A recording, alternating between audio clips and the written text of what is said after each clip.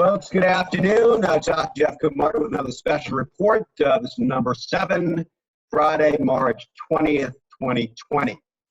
Stock market activity at midday was subdued. It's gotten a bit choppier and more to the downside as we approach the close here at 3 o'clock. But for most of the day, showing lower volatility and a tighter trading range in a recent days. Let's hope that that portends stability going forward.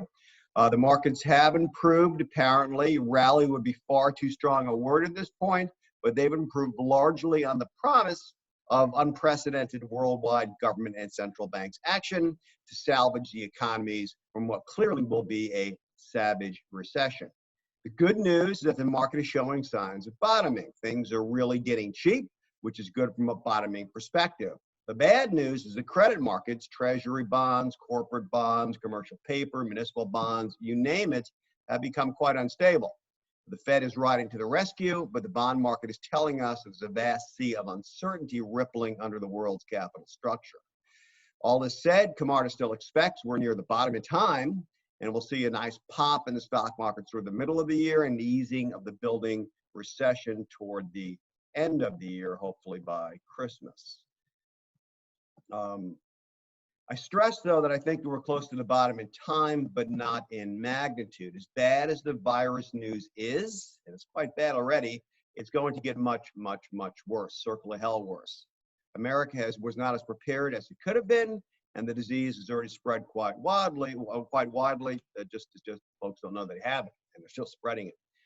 California, New York, and I think I just heard Illinois have now joined Washington State in lockdown and will soon see their hospitals overwhelmed. This horrific condition will spread across much of the country in the mere days to come.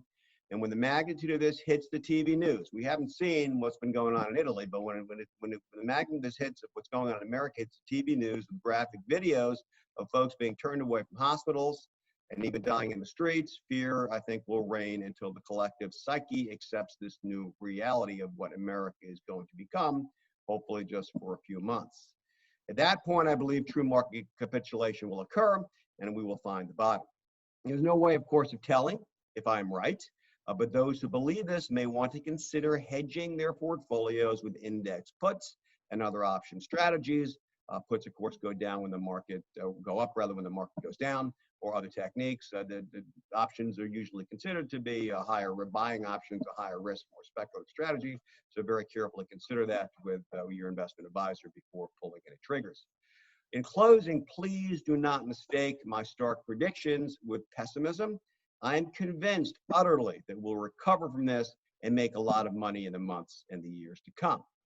But it is what it is, and we are, I think, in for some darker times before the sun comes out again. Sad to relay that report. We'll be working through the weekend and give you an update on Monday. Be safe, and thanks so much for watching.